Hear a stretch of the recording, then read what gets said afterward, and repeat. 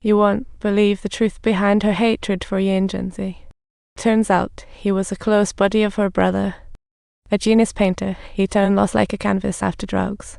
Sadly, he died in the bathtub with a syringe in his arm. So she made up her mind to escape this nightmarish addiction, but her friend's tragedy hit her like a ton of bricks. She wanted a new life but feared revealing her secret as he and Jinsey to Betty, so passionately sought a doctor. She hoped to quit cold turkey, but the doctor hit her with some truth bombs about rehab. It was like a health seminar gone rogue. The doctor kindly warned her, quitting isn't a game. Many people flake out right at the finish line. Follow your treatment plan step by step, and once we reassess, it'll tailor a rehab plan just for you. But just when she went to grab her meds, Betty caught her red-handed, and old flames of anger sparked up in her heart. Betty left without a second thought, filled with disappointment. She wanted nothing to do with this Jinsey. And just like that, their friendship took a nosedive. While life pulled a not-so-funny prank on James, her gig business crashed. Then a cocky guy walked by with his dog and let it pee on James' backpack like it was a fragrant garden. The onlookers got furious, and a brawl broke out as the cops showed up, acting like they'd just tuned into the hottest show. Despite being innocent on camera, she was banned from singing for 6 months. Talk about a double whammy of heartbreak and career woes. So James fell into a slump for months. It seemed anyone could get lost in their weakness. Even the streets turned their back on her. She lay there, feeling worse than ever. Darkness was once again launching an attack on her life. Watching the vendor, endless pressure and desire surged, pushing her to relapse. She approached the vendor, hesitating as words formed, like a night before battle. Now, all James had were her dreams. They became her sole source of strength. She believed that even if she went hungry, her cat absolutely needed to be fed. So she picked herself up and found a job selling newspapers, and Bob the money cat was back in business, raking it in.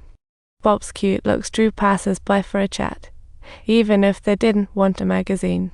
Everyone happily parted, with a few bucks just for a chance to hang out with the cat, and Bob loved posing for photos. Bob's charm and cuteness drew more and more folks in, and even reporters wanted to do a story on this cat-parent duo. So they wrote a heartwarming tale about the homeless woman and her stray cat saving each other, and it went viral. Within days, she became the brightest sight in the streets, but peace was short-lived if trouble always came knocking. One day, she met a mother and son. The boy was obsessed with Bob, like a Govintilda fan. The boy pressured his mom to get Bob, and she began guilt-tripping James. It was a tug-of-war. She offered a high price, but James flat out refused. No amount of money could make her part with Bob. Bob wasn't just her pet, he was family.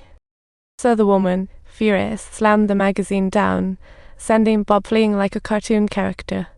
She desperately tried to catch Bob, but the dogs were already hot on his trail. It was too late. She searched every corner of the city, but Bob seemed to have vanished into thin air. A week passed, and James never gave up searching for Bob. Her mind was nearing its breaking point. Her addiction was lurking, while the doctor warned her to control her emotions, or all her hard work would go down the drain. On the verge of collapse, she held her guitar but couldn't bring herself to sing. The food bowl seemed to beckon to her. The vendor's silhouette outside stirred cravings within her. That terrifying thought resurfacing. But merely contemplating Bob's adorable visage and their incredibly profound emotional connection once again fortified her determination to resist the urge. Life harsher than imagined, yet maybe the universe's guilt. Returning home exhausted, she heard a familiar voice. Joy surged within her as she silently vowed never to lose Bob again. She was the homeless one, but her cat was not. It deserved a home.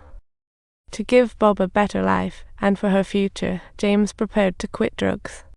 She knew it would be a long, tough road, but for Bob, she was ready to bear it all.